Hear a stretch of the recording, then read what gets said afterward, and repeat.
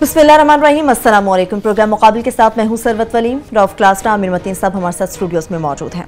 वज़ीर आज़म पाकिस्तान सेहत की मसाइल की वजह से लंदन में है और कल उनकी ओपन हार्ट सर्जरी भी की जाएगी। कौमी इक़्तिसादी कौंसिल के इजलास में जितने भी शुरका मौजूद थे उनकी जानिब से वज़ीर आज़म की बेपनाह तारीफ़ें की गई और साथ साथ उनकी जल्द सेहतयाबी के लिए दुआ भी की गई। अब मुकाबिल की पूरी टीम भी वज़ीर आज़म की सेहतयाबी के लिए दुआ गो है कि वज़ीर आज़म जल्द सेहतयाब हों, वतन वापस लौटें और हुकूमत के अमूर को संभालें। लेकिन अगर इस सारी सूरत हाल को सामने रखें तो क्या ही अच्छा होता अगर सरकारी तौर पर कोई नाम सामने आ जाता जो वज़ीर आज़म की सेहतयाबी तक हुकूमत के मामलात को संभाल सकता। क्या ये सोचा जा सकता है कि नून लीग में इस पाए का कोई सियासतदान मौजूद नहीं है या फिर इस सारी सूरत हाल के पीछे बात कोई और हो सकती है? पहले ये भी खबरें थी कि मौलाना फजलुर रहमान से आसिफ अली जरदारी के साथ उनकी मुलाकात हुई है, मगर जरदारी साहब का ये कहना कि उनकी मुलाकात नहीं हुई और मौलाना को ख्वाब आते हैं। पहले एक और वजीर थे जिनके बारे में ये बातें की जाती थी, तो अब आसिफ अली जरदारी के बयान के बाद चलिए मौलाना साहब भी इस दौर में शामिल हो चुके हैं। आसिफ अली जरदारी ने जो पानामा लीक्स के हवाले से बात की, उन्होंने कहा कि मुफाहमत नहीं की जाएगी, हतमी नतीजे पर पहुंचाने का इस सारी सूरत हाल को फैसला किया गया। ऐसी सूरत हाल में जब खुद आसिफ अली जरदारी पर सरे महल के बारे में कहा जा रहा है कि ऑफशोर के बाद वो खरीदा गया था, तहकीकात में किस हद तक संजीदगी इस सारी सूरत हाल को जाहिर करती है? या फिर ये सोचा जाए, जैसा से क्लासा साहब ने हमें ये बात की थी कि क्या नून लीग की तरह पाकिस्तान पीपल्स पार्टी का तरीक़ा वारदात भी ऐसा है कि जो उन्हें आसानी से बचा कर ले जाएगा? बिलावल भुट्टो की हम बात करते हैं, वो हमेशा धुआंधार तकरीरें करते हैं, हमेशा गरजते हैं, एहतसाब की बात बहुत ज़्यादा करते हैं। जिस तरह से वो गरज रहे थे, एहतसाब की बात कर रहे थे, क्या वो रहमान मलिक और डॉक्टर आसिम के मामले में भी एहतसाब को लेकर इस हद तक संजीदा हो सकते हैं? इस सारी सूरत पर बात करेंगे। आमिर मतीन साहब, सबसे पहले तो वज़ीर आज़म की यकीनन सेहतयाबी के लिए हम दुआ गो हैं। उनकी जानिब से आज वीडियो लिंक के जरिए खिताब भी किया गया है और उन्होंने कौमी इक़्तिसादी कौंसिल के इजलास की सदारत भी की है। समझते हैं कि क्या वाकई ये जमहूरियत इस मुल्क की ऐसी है कि एक शख्स है, चाहे वो जितना भी बीमार है, वही इस मुल्क को चलाएगा? खैर, पहले तो जाहिर है प्राइम मिनिस्टर की सेहतयाबी, कल उनका ऑपरेशन है और हम सबको इसी से शुरू करना है कि अल्लाह उनको सेहत दे और उनका ऑपरेशन ये बिल्कुल ठीक हो। और ये तमहीद मैं इसलिए भी ज़रूरी समझता हूँ कि इस वक्त ये कोई सियासी इशू नहीं है और मुझे थोड़ी सी तकलीफ़ हो रही थी आज PTV देख के और सोशल मीडिया में देख के कि ये एक इंसानी तकाजा है, ये सियासी तकाजा नहीं है कि प्राइम मिनिस्टर की सेहत के लिए करना।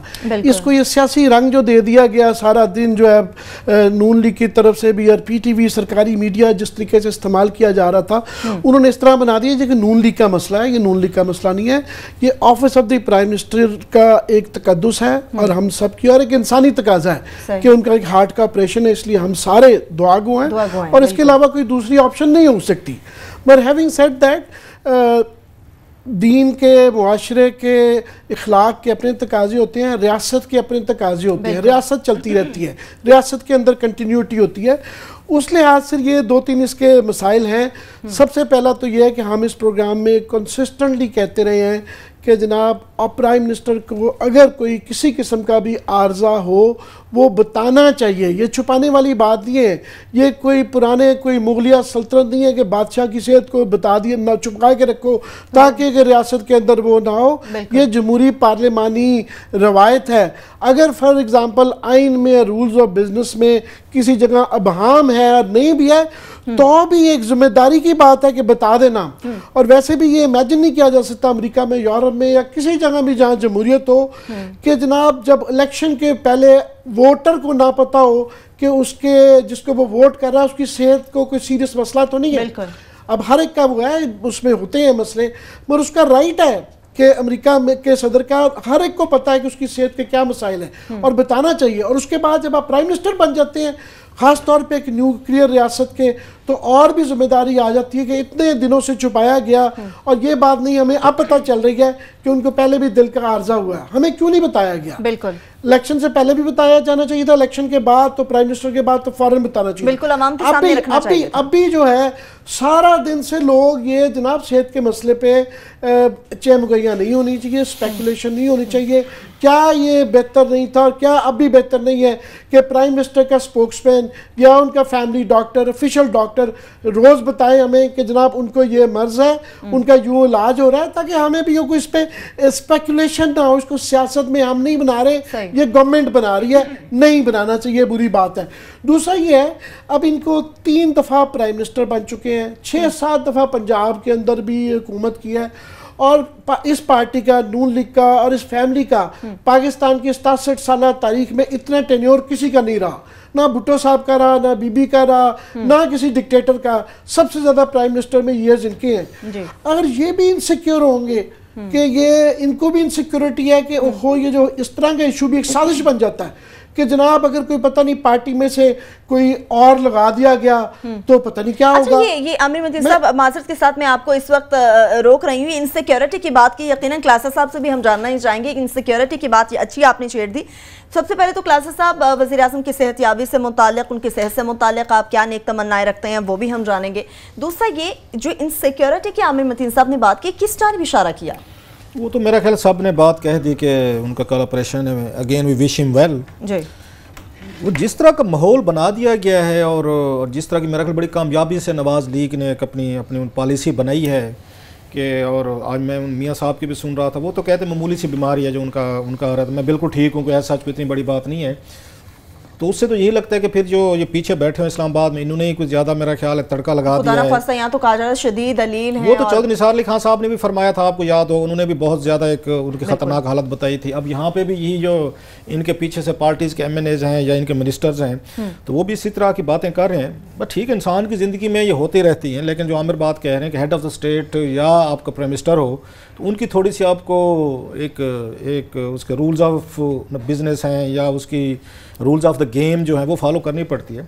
इससे ये भी अंदाज़ा होता है कि हमारी जमहूरियत जो है वो कितनी कमज़ोर अपनी उस पर फुटिंग पे खड़ी हुई है कि पीछे कोई सिस्टम नहीं है कि कौन चलाएगा, इसको कैसे चलाया जाएगा। और सबसे बढ़कर मियाँ नवाज शरीफ साहब जो हैं वो किसी पे ट्रस्ट करने को तैयार नहीं है। अच्छा, बेसिक मामला ये है, यही कहा जा सकता है ना कि ना पार्लिमानी पार्टी का इजलास होता है, जो बात मेरे लिए डिस्टर्बिंग है, जो हमें यहाँ पे उसके जमहूरियत के लेसन दिए जाते हैं और बार बार जमहूरी कुर्बानियों की हमें कहानियाँ सुनाई जाती हैं। तो जमहूरियत में तो और भी बहुत सारी चीज़ें होती हैं। आपके पास मौका था, पार्लिमानी कमेटी का इजलास बुलाते और वक्ती तौर पर कोई नया प्राइम मिनिस्टर ले आते, चले नया प्राइम मिनिस्टर ना लेके आते, किसी को डेजिग्नेट कर देते आपके जनाब के ये फलां मिनिस्टर साहब जो हैं, तो ये मेरी अदम मौजूदगी में ये मेरे जो अफेयर्स हैं देखेंगे, क्योंकि उन्होंने कि जो हालात अब तक हमें कहानी बताई गई है उससे तो ये लगता है कि 1-2 महीने के लिए मियाँ साहब तो शायद बेड से मेरा ख्याल ज़्यादा दूर नहीं रह सकेंगे। उसके नतीजे में अब जो कन्फ्यूजन फैलाई जा रही है, जो मैं अभी तक मुझे समझ नहीं आ रही कौन से वर्जन पे बिलीव किया जाए। मियाँ साहब का वर्जन सुना, उन्होंने कहा जी मुझे तो ऐसा कोई छोटा सा ऑपरेशन है तो वो ठीक हो जाएगा। यहाँ पे हमें बताया जाता है कि ना आपके 2-3 महीने की कहानी, इससे कम पे होना नहीं है। सो ये कन्फ्यूजन अब मुझे नहीं पता जानबूझ के फैलाई जा रही है, इसका एक पॉलिटिकल इसका फ़ायदा लिया जा रहा है कि लोगों को पनामा से हटा दो, उनको लीग से हटा दो। अब लोगों को सेहत पे, दुआ पे, वो सारे हम ऑफ कोर्स करते हैं, आप उस पर लगा दें। लेकिन इवन देन मैं समझता हूँ कि एक थोड़ी सी हमें अगेन नज़र आना चाहिए था कि नवाज शरीफ साहब जो है अपनी टीम पे एतबार करते हैं। और जमहूरी मुल्कों में मियाँ साहब जब नहीं थे इस मुल्क में 6 साल, तो मुल्क नहीं चलते रहे, मुल्क चलता रहा। खुदा ना खासा जब हम लोग नहीं होंगे तो सोसाइटीज़, मुआशरे नहीं चलते रहते। नागुज़ीर कौन होते हैं? निज़ाम तो नहीं, वो कहते हैं नागुज़ीर लोग, उनसे कब्रिस्तान भरे पड़े हैं, बड़े बड़े किंग्स बादशाह आए और आए हैं चीज़ें। आपको इंस्टीट्यूशन को इस वक्त स्ट्रेंथन करने का मौका था, जो मेरा ख्याल है मौका उन्होंने ज़ाय किया है। बात वहीं पे आती है कि वो किसी पे भरोसा नहीं करते, वो समझते अगर हम हैं तो हुकूमत भी है, वज़ीर आज़म भी है, सारी चीज़ें। और जो लोग हमें बता रहे हैं कि हुकूमत को क्या बनेगा, कैसे बनेगा, उनकी इतला के लिहाज से परेशान ना हूँ। यहाँ मियाँ साहब 1 साल सेनेट में नहीं गए, इस्लामाबाद मौजूद थे। 7 महीने वो उस कौमी असम्बली में नहीं गए, वो यहाँ मौजूद थे। उन्होंने कैबिनेट का 5 महीने इजलास नहीं बुलाया, वो मौजूद थे। लिहाजा इतनी भी ज़्यादा आपको स्यापा डालने की ज़रूरत नहीं है कि मियाँ साहब 2 महीने मुल्क से बाहर रहेंगे तो पीछे खुदा न खास्ता चीज़ें नहीं चलेंगी। मियाँ साहब मौजूद थे न, तो भी वो कहीं नहीं जाते थे, वो मुल्क से बाहर ही रहते थे। 200 से ज़्यादा दिन बाहर रहे हैं, इसलिए मैं समझता हूँ ये चीज़ें चलती रहेंगी। वो किसी के आने जाने से बहुत बड़ा फ़र्क नहीं पड़ता। अब देख लो, भुट्टो साहब बहुत बड़े प्राइम मिनिस्टर थे, लीडर थे। जनरल जियाओं को भी हमने देखा, मुशर्रफ साहब को भी देखा, हमने बेनज़ीर भुट्टो साहब को भी देखा।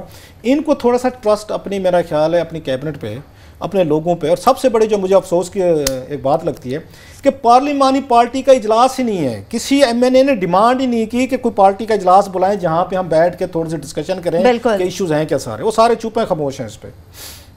ठीक है क्लासा साहब, जिस तरह से आपने और इन सिक्योरिटी के आमिर मतीन साहब ने बात की, ट्रस्ट के हवाले से आपने बात की, छोटी सी ब्रेक से जब वापस आएंगे तो यकीनन क्लासा साहब आमिर मतीन साहब से ये जानने की कोशिश करेंगे कि आखिर वज़ीर आज़म पाकिस्तान किसी पर ट्रस्ट क्यों नहीं करते, और ऐसी सूरत हाल में जब वज़ीर आज़म पाकिस्तान यहाँ पर मौजूद नहीं है, क्या ये आईनी कमजोरी नहीं गर्दाना जाएगा? एक ब्रेक लेंगे, हमारे साथ रहिएगा।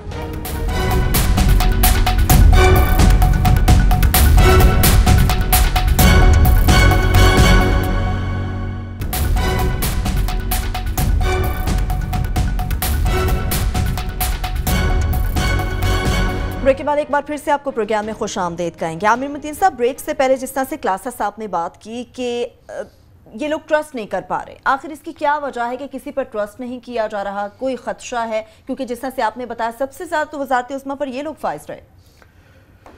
बात यह है कि कहते हैं कि इनसिक्योरिटी जो है ना, वो सबसे बड़ी जो है ना बीमारी वो है कि इतने टेन्योर के बाद यहाँ पे सबसे बड़ा इसमें प्रॉब्लम ये है कि इसके अंदर जो साजिश का एलिमेंट जो पड़ जाता है ना हर चीज़ में गैर ज़रूरी तौर पे, ये पहले 1990 की दहाई में बाकी साजिशें होती थी, आज भी शायद होंगी मगर इतना ब्लेटेंटली नज़र नहीं आता। उससे ज़्यादा इनकी साजिश इनकी अपने साथ है कि साजिश का एलिमेंट है कि जनाब को हो पार्टी के अंदर से कोई आदमी नहीं आना चाहिए, अगर आ गया कोई वज़ीर आज़म का नायब लगा दिया गया तो क़यामत आ जाएगी। फॉरवर्ड ब्लॉक बन रहा है, ये देखें ना स्पेकुलेशन चल रही है कि ख़ानदान के अंदर चमगुइयाँ चल रही हैं कि किसको लगाया जाना चाहिए, शहबाज शरीफ साहब को लगाना चाहिए तो उसकी क्या प्रॉब्लम्स हैं, मरियम बीबी की क्या प्रॉब्लम्स हैं, कुलसूम बीबी की क्या प्रॉब्लम्स हैं। ये वैसे ये सारी साजिश आ रही है। उस साजिश के अंदर एक ग्रैंड साजिश आ गई कि चौधरी निसार और शहबाज शरीफ साहब चीफ ऑफ आर्मी स्टाफ को मिलाए। अब ये सारा इस तरह बगैर एक वजह के इन्होंने खुद एक साजिश सा बना दिया है कि बड़ा आसान सा काम था कि जनाब प्राइम मिनिस्टर बीमार है, ये उनके जो है ना निगरान होंगे, ये सारे मामला देखें। अगर उसके अंदर कोई आईनी या कानूनी कोई कदगन थी, आपके पास इंचार्ज है, आप कहें कि जनाब नया कानून पास कर लें, और अगर कुछ नहीं तो आईनी तरमीम पास की जा सकती। ओवरनाइट किसी को कहा जाए कि जनाब प्राइम मिनिस्टर का दिल का मर्ज है, उनका ऑपरेशन होना है, आईनी तरमीम करनी है, तो किसने इनकार करना था? वो नहीं की जा रही, वो इनकी इनसिक्योरिटी है। और ख़ास तौर पे ये जो ना, ये भी एक मेरा ख्याल है वंस फॉर ऑल क्लियर हो जाना चाहिए। जो मुलाकातें होती हैं, बहरहाल कैबिनेट के अफराद आर्मी के चीफ से मिलते हैं, इसके भी SOPs एक दफ़ा वंस एंड ऑल क्लियर कर लेने चाहिए कि जनाब ये मिलने से और रात के अंधेरे में किसका किससे मिलने से ये गैर जरूरी स्पेकुलेशन नहीं होनी चाहिए। हम एक मैंने कहा एक न्यूक्लियर कंट्री है, यहाँ जिम्मेदार होना चाहिए, और अगर जो है बहुत ज़्यादा ये उस पर मुलाकात हो तो बता देना चाहिए कि किस लिए गए हैं। ये बहस हो रही थी कि जनाब वो प्राइवेट मीटिंग थी या वो जनाब ऑफिशियल थी, फिर ये उस दौरान में ये आपको पता है लास्ट जो चीफ साहब की और प्राइम मिनिस्टर की हुई थी वो लीक हो गई, वो मंदर जाजात। तो बात ये है कि ये इसमें से अब 3 दफ़ा ये प्राइम मिनिस्टर रहे हैं, 6-7 दफ़ा चीफ मिनिस्टर रहे हैं, 30-40 साल इनको सियासत में हो गए। खुदा के लिए वहाँ साजिश ना ढूंढे जहाँ नहीं होती, इसमें से साजिश निकाल दें, खुद भी सिक्योर हो जाए। ये मैं 30-40 साल सियासत में होंगे। क्लासा साहब, आमिर मतीन साहब की बात से आप इत्तेफाक करेंगे कि नून लीग ने वाकई इन तमाम तर मामला को इतना पेचीदा बना दिया कि हर मामले में सिर्फ साजिश का एलिमेंट नजर आता है? ये जैसे अभी आमिर ने बात की आर्मी चीफ से मुलाकात जो हुई है चौधरी निसार अली खान साहब की, शहबाज शरीफ साहब की, इसमें 2-4 इसमें चीज़ें हैं। ये सवालात हम क्यों उठाते हैं, शायद ना उठाते। जब ये लंदन में बेनज़ीर भुट्टो और नवाज शरीफ साहब को ये मशहूर ज़माना या मशहूर लोग तो बदनाम भी कहते हैं उसको, मिसाक जमहूरियत जो इन्होंने मिसाक जमहूरियत जो साइन किया जी बिल्कुल, ये हमने नहीं की हुई चीज़ें। जब हम इनको याद दिलाते हैं तो ये हमारे गले पड़ते हैं सियासतदान जो हैं कि आप लोग देखें ये आप ये क्या बातें कर रहे हैं। ये इन्हीं ने बैठ के एक वहाँ मिसाक जमहूरियत साइन किया जिसके कोई हज़ारों लोग ना क्रेडिट लेते हैं। वैसे माशाल्लाह किसी दिन वो मैं बताऊंगा, जिससे भी दूसरे बंदे से मिलते हैं ना वो कहते हैं ये मैंने इसको बैठ के लिखा था, कोई कहता है मेरा मशवरा था, किसने कहा मैंने फाइनल किया। खैर लंबी कहानी है। उसमें तय पाया था कि ये जो है बेनज़ीर भुट्टो और नवाज शरीफ साहब जो हैं, ये 2007 की बात है, बीवी अभी जिंदा थी, अगर इनकी हुकूमत पाकिस्तान में बनी, जिसकी भी बनी, तो वो फौजी ये जर्नलों से मुलाकातें करके हुकूमतें नहीं गिराई जाएंगी। क्योंकि माजी में ये होता था जो अपोजिशन होती थी वो आर्मी के साथ मिल जाती थी, GH के साथ मिलकर सिटिंग गवर्नमेंट को वो आके वो डिमोलिश कर देती थी। तो इनमें तय पाया कि अब की दफ़ा हम नहीं करेंगे और कोई जर्नलों से खुफिया मुलाकातें भी नहीं करेगा और कोई ऑन रिकॉर्ड भी नहीं करेगा अपोजिशन में बैठ के।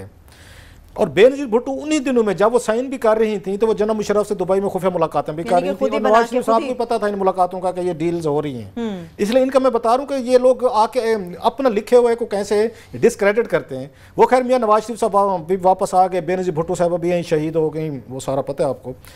तो पहली दफ़ा खबर बाहर निकली कि ये जो अपने चौधरी एतजाज ने सारी चौधरी निसार अली खान और शहबाज शरीफ साहब की उस वक्त के आर्मी चीफ जनरल कियानी से 12 खुफिया मुलाकातें हुई जब यूसुफ रज़ा गिलानी वज़ीर आज़म थे पीपल्स पार्टी दौर में। 12 खुफिया मुलाकातें जनरल कियानी साहब के बारे में फरमाया जाता है वो जी तो उनको तो पॉलिटिक्स में इंटरेस्ट ही नहीं थी, उनको तो पॉलिटिशियन से एक उनको एलर्जी थी, फौज को डीपोलिटिसाइज किया। भाई अच्छा उन्होंने डीपोलिटिसाइज किया कि रोजाना वो पतली गली से ये वहाँ पे ये उसमें आते थे और इनकी वहाँ GHQ में मुलाकातें होती थी और रात को होती थी।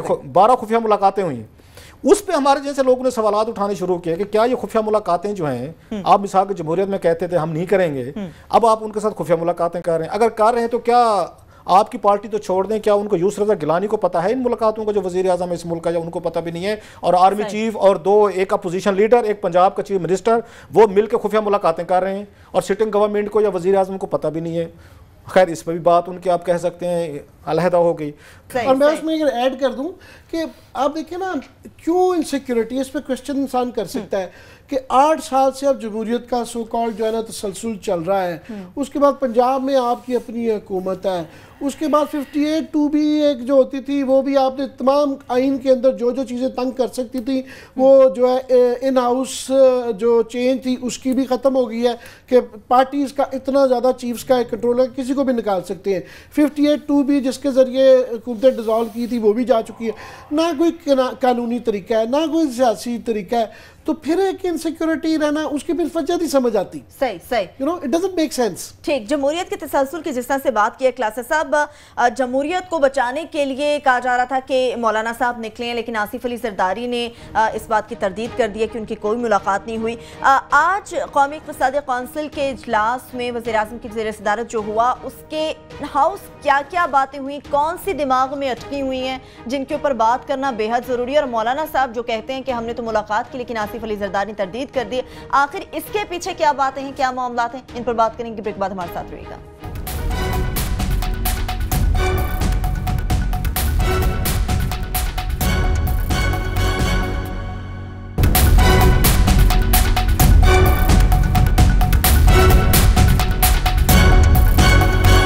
बाद एक बार फिर से आपको प्रोग्राम में खुशामदीद कहते हैं। कुछ बात करेंगे इजलास की कार्रवाई से मुतालिक। क्लासेस साहब कुछ जहन में सवाल हैं जिनमें हमने 2 रोज़ पहले भी 3 रोज़ पहले ये प्रोग्राम भी किया था एग्रीकल्चर के ऊपर कि किस तरह से इस मुल्क की एग्रीकल्चर तबाह हो रही है। लेकिन वज़ीर आज़म तो कहते हैं कि हमारी GDP जो है उसकी शरह बुलंद तरीन सतह पर पहुँच रही है, गैर मुल्की ज़र मुबादला बहुत ज़्यादा आ रहा है और बेपनाह तरक्की हो रही है, मईशत मुस्तहकम हो रही है। लेकिन जब इस मुल्क की एग्रीकल्चर तबाह हो गई, हमारा किसान सड़कों पर है, तो किस तरह से मईशत के बुलंद तरीन सतह पर और मुस्तहकम होने की बातें की जा सकती है? मैं खुद बड़ा सेकेंडलाइज हो अपने आप को फील कर रहा हूँ और मुझे भी हैरानी हो रही है कि मियाँ साहब की बात किसने बताई है कि उनकी ग्रोथ जो है बहुत ऊपर चलेगी। 3 दिन 4 दिन पहले ये स्टैटिस्टिक्स डिपार्टमेंट के फिगर्स आए थे, उन्होंने कहा जनाब कि हमने तो तमाम इकोनॉमिक जो टारगेट्स है वो मिस किए हैं, कोई एक भी पूरा नहीं किया। हाँ एक पूरा हुआ है, जो सबसे ज़्यादा ग्रोथ हुई है ना वो मियाँ साहब को किसी ने बताया नहीं है, वो कंस्ट्रक्शन इंडस्ट्री में हुई है। बिल्कुल, जिसमें लोहा लगता है, जिसमें सरिया लगता है, जिसमें सीमेंट लगती है, बिजली लगती है, मोटरवे बन रहे थे, या यहाँ पे आपके ये फ्लाई ओवर जो बसेस वगैरह जो भी हैं सब कुछ हो रही है, उसमें हुई है 13%। एग्रीकल्चर तो ये आपकी नेगेटिव ग्रोथ की है 0.19%, जो ये बड़े अरसे बाद एग्रीकल्चर को हमने देखा है, ये उसमें डाउन उसकी स्लाइड हुई है। आपको 25% चले हम उसका लगा रहे हैं कि एग्रीकल्चर कंट्रीब्यूट करते हैं आपकी GDP में ओवरऑल जो आती है, जब वो नेगेटिव में गई है तो आपकी ग्रोथ कहाँ से हुई है? आपका लार्ज स्केल जो मैन्युफैक्चरिंग है उसमें आपकी ग्रोथ को इतनी ज़्यादा नज़र नहीं आ रही, स्मॉल में नज़र नहीं आ रही, एग्रीकल्चर में नज़र नहीं आ रही। इसके बाद मियाँ साहब कह रहे हैं कि नहीं जी कि हमारी ग्रोथ हो गई है। सो जब एग्रीकल्चर ग्रोथ नहीं करेगी आपकी GDP ऊपर नहीं जाएगी, ये पाकिस्तान का मसला है। अभी हमने एप्टमा को देखा, उनके वो रो रहे थे एप्टमा वाले किसानों को हमने देखा लाहौर में, उन्होंने वहाँ पे अच्छी खासी मारपीट उनके साथ हुई है। जो प्रॉब्लम हो रहा है ना, जिससे एग्रीकल्चर पाकिस्तान की आगे नहीं जाएगी, ये नीचे ही जाएगी, वो चाहे पीपल्स पार्टी आ जाए चाहे ये आ जाए। उसकी रीज़न है पीपल्स पार्टी ने सिर्फ एक काम किया था, उन्होंने वीट सपोर्ट प्राइस बढ़ाई थी, उनका क्रेडिट है, उनको देना चाहिए। इसके अलावा पीपल्स पार्टी के क्रेडिट पे क्या है कि जरदारी साहब की शुगर मिलें हैं सिंध में, ठीक, वो गन्ने के ऊपर उन्होंने गन्ना पंजाब में जो था वो 182 रुपए फी मन बिक रहा था और किसान को मिल रहा था। उन्होंने 160 रुपए का नोटिफिकेशन कराया क्योंकि जरदारी साहब की अपनी मिल है या उनके दोस्तों के अनवर मजीद वगैरह। अब हो ये रहा है जो कोई समझने को तैयार नहीं है कि पाकिस्तान की हुक्मरान जमातें जो हैं, चाहे पीपल्स पार्टी हो, चाहे आपकी यहाँ पे नवाज लीग हो, ये बिजनेसमैन हो चुके हैं। इनकी अपनी इंडस्ट्रीज हैं, इनके अपने वही सारे कारोबार हैं आज जो एग्रीकल्चर से रिलेटेड है। सो ये अपने आप को प्रोटेक्ट करने के लिए, अपना बेनिफिट लेने के लिए, अब राइस की क्रॉप देख लें वो तबाह हुई है, सेंट्रल पंजाब का जो आपका किसान था वो तबाह हुआ है। इसके बाद हमने काटन को देखा है, काटन आपके नीचे गई है। अभी हमने वीट का क्राइसिस देखा है, बारदाने का, मैं खबर पढ़ा था 120 अरब रुपए जो है वो आड़ती की जेब में गए, जो किसानों की जेब में नहीं गए, दरमियान में डाल के। सो पाकिस्तान के किसान का मसला ये है। किसी दौर में पीपल्स पार्टी होती थी, ये आपके फार्मर्स की थी, ये लेबरर की थी, गरीबों की थी। अब पीपल्स पार्टी में जब अनवर मजीद जैसे बड़े बड़े लोग आ जाएंगे, जिसमें आसिफ अली जरदारी शुगर मिलन ले लेंगे और इतना बड़ा जुल्म करेगी पीपल्स पार्टी के, सिंध के किसान को तो 160 वो देगी रेट और पंजाब का 182 लेगा और लोग फिर भी पीपल्स पार्टी को वोट देंगे सिंध में। तो उसके बाद अब एग्रीकल्चर ग्रोथ की तवक्को ना रखें कहीं से भी। आप उसमें उस पार्लियामेंट में जाएं, मैंने कोई एक भी मीनिंगफुल डिबेट नहीं देखी कि एग्रीकल्चर के साथ हशर क्या हो रहा है। रीजन सारे बिग बिजनेसमैन जो हैं वो आपके वजीर आजम बन गए हैं, वो आपके सदर बन गए हैं, आपके मिनिस्टर बन गए। अगेन किसी दौर में एग्रीकल्चर की लॉबी होती थी, कहते थे पावरफुल थे, अब वो लॉबी जो है वो खत्म हो चुकी है और इस वक्त सबसे ज्यादा जो आपके रिसीविंग एंड पे है नुकसान हो रहा है वो एग्रीकल्चर का हो रहा है। और उसका नतीजा हुकूमतों को क्या भुगतना पड़ रहा है कि कर्जे लेके अपनी इकॉनमी चला रहे हैं। ये जिसका कह रहे हैं कि हमारे फॉरेन रिजर्व टॉप पे हैं, बिल्कुल हिज एक्सीलेंसी, ये सारे के सारे कर्जे हैं, लोन है, कमर्शियल लोन्स हैं और बड़े महंगे 8.25%। दुनिया सोच नहीं सकती कर्जा लेने के लिए। आपने $500 मिलियन यूरो ले लिए, तो कर्जे पे इकॉनमी चला रहे हैं। एग्रीकल्चर जो बैकबोन है आपकी, जहां पे किसान को आप आगे लेते, उसको आपने तबाह करके रख दिया और फिर भी कह रहे हैं कि जीडीपी ऊपर गया, पता नहीं कैसे ऊपर गया। ये जीडीपी की मैं इसी तरफ आ रही हूं आमिर मतीन साहब। हैरत की बात तो वहां पर महसूस हुई जब शुरका मौजूद थे, वजीर आजम की जानिब से जब बात की गई, खिताब किया गया, बेपनाह तारीफें की गई, लेकिन अंदर कोई भी एक शख्स ऐसा मौजूद नहीं था जिसकी जानिब से सवाल उठाया जाता और उनको सही फिगर्स बताए जाते हैं। नहीं, उन्होंने टारगेट हदफ रखा हुआ था शिराए नमू जीडीपी ग्रोथ का 5.7, आई है 4.7। हदफ तो ज़ाहिर है पूरा नहीं हुआ, मगर अब क्योंकि पूरा नहीं हुआ तो वो फिर दूसरी स्ट्रेटजी होती है कि जनाब देखें ना 8 साल के में पहली दफ़ा आई है, ठीक है, पिछली बार 4.3 और 4.7 हुई है, मगर एक जो कह रहे हैं कैसे हुई है भाई साहब। अब में और पीपल्स पार्टी के दौर में फ़र्क यह है कि उस वक्त तेल 120 रुपये का बैरल था, इनको 28-29 तक गया है, थोड़ा सा ऊपर आ गया है। तो इनके पास एक पाकिस्तान के पास और इनके पास एक तारीखी मौका मिला था कि ये इस गुंजाइश को निकाल के ये अपनी ज़राअत भी ठीक कर सकते थे, ये अपनी पैदावार भी ठीक कर सकते थे।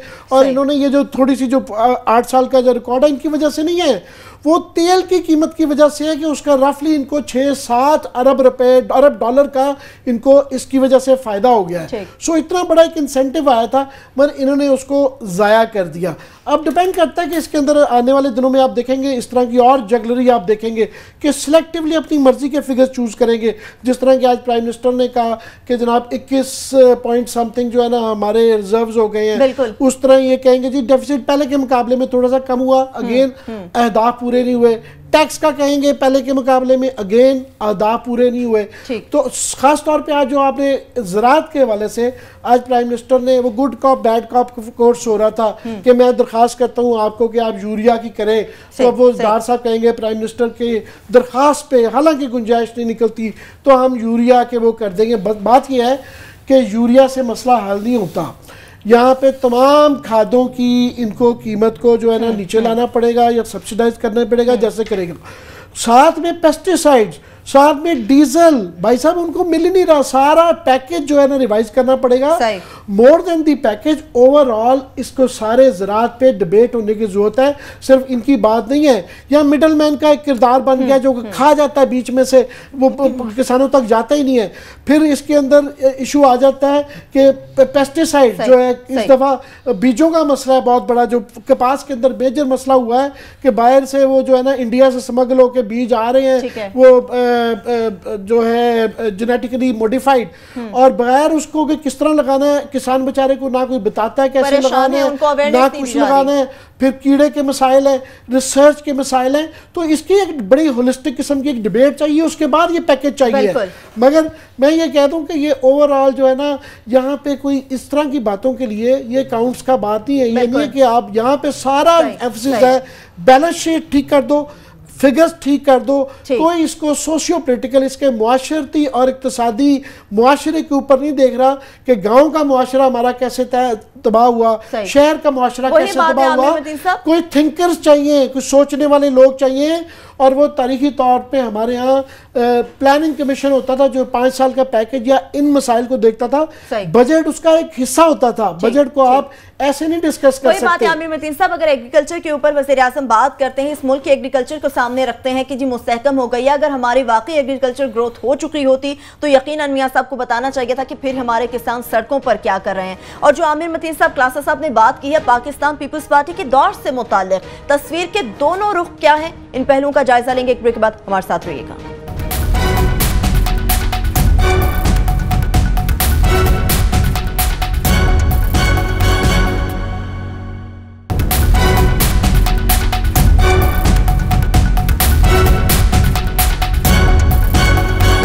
ब्रेक के बाद एक बार फिर से आपको प्रोग्राम में खुशामदीद कहेंगे। क्लासा साहब, अब कुछ बात मैं करना चाहूँगी साबिक सदर आसिफ अली जरदारी से मुतालिक। मौलाना फजलुर रहमान कहते हैं कि उनकी मुलाकात हो गई, आसिफ अली जरदारी कहते हैं कि मौलाना को ख्वाब आते हैं।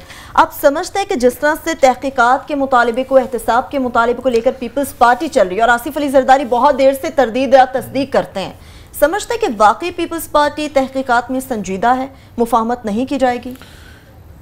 अब ये पीपल्स पार्टी का ये पॉलिटिकली तौर पर मैं कह रहा हूँ, उसका अपने आप को रिवाइव करने का आखिरी साल है।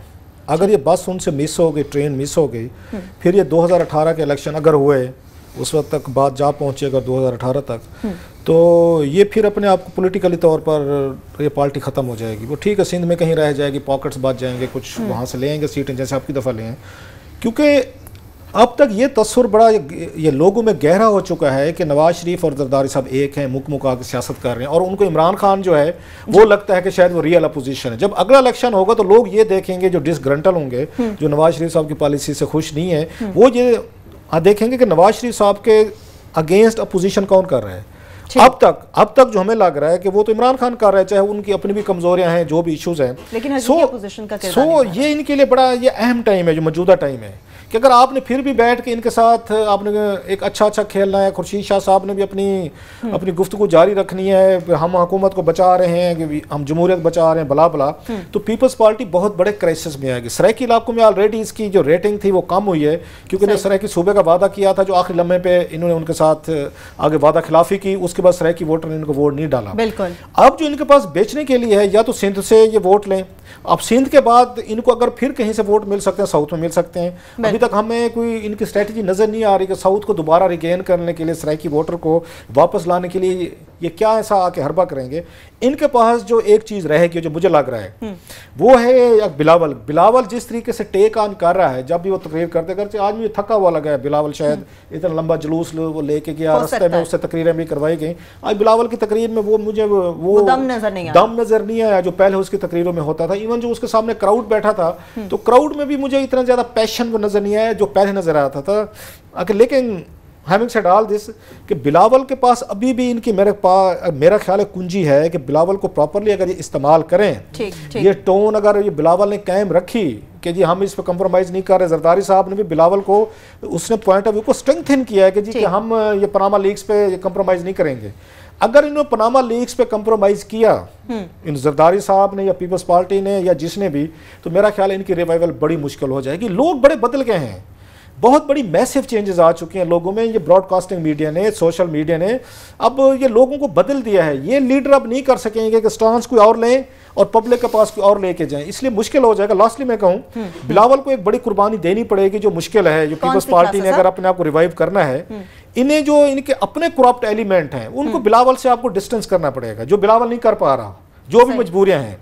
सो बिलावल के साथ जो कमजोरियां चल रही हैं, हर उसके जलसे में भी जाती हैं उसके साथ, उसको हम देखते हैं कि वो दूसरों के करप्शन को तो हिट करते हैं लेकिन अपने अंकल्स को प्रोटेक्ट करते हैं। तो बिलावल के लिए ये मेरा ख्याल है थोड़ा सा इस पे फैसला करना होगा कि अगर आपने करप्शन के खिलाफ बात करनी फिर सबके खिलाफ करें, अपनी पार्टी को भी अपना आप उसका टारगेट बनाएं। महज नवाज शरीफ साहब को टारगेट करने से कुछ ज्यादा मेरा ख्याल है वो आगे नहीं जा सकते। आमिर मतीन साहब, आप क्लासेस साहब की बात से इत्तेफाक करेंगे कि जिस तरह से बिलावल इस वक्त लेकर चल रहे हैं पार्टी को, जितनी धुआंधार तकरीर करते हैं वो, और आज भी जो उन्होंने तकरीर की उसके बाद जिस तरह से एहसास साहब की बात करते वो अपनी पार्टी में कर पाएंगे? क्योंकि अपनी पार्टी के हवाले से वो कभी आवाज नहीं उठाते।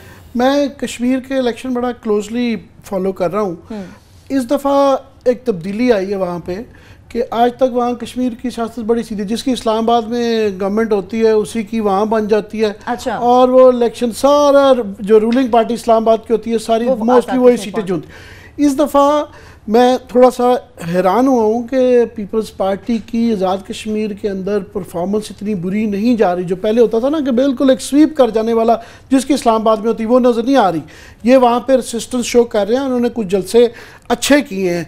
मुझे लगता है कि सिंध के बाद, इंटीरियर के बाद इनकी कोई पॉकेट जो है ना पंजाब से ज़्यादा वो आज़ाद कश्मीर में मुझे नज़र आई है। It is more than they have in KP और इन पंजाब और इवन बलोचिस्तान जो है ना वहाँ पे नज़र आई है।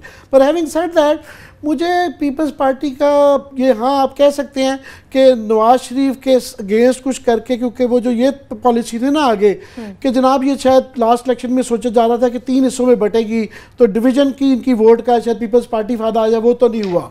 अभी भी मुझे नहीं लगता कि इनका कोई चांस रह गया है कि ये पंजाब के अंदर वो करें, क्योंकि उसके लिए जो बड़े फैसले करने पड़ते हैं। जिन लोगों से क्लास साहब कह रहे हैं कि जान छुड़ा ले, वो नहीं जान छुड़ा सकते। ये आसिफ जरदारी जब तक है, ये आसिफ जरदारी की पीपल्स पार्टी है, ये बिलावल साहब की हो नहीं सकती, जितने मर्जी पीपल्स पार्टी वाले क्लेम करें।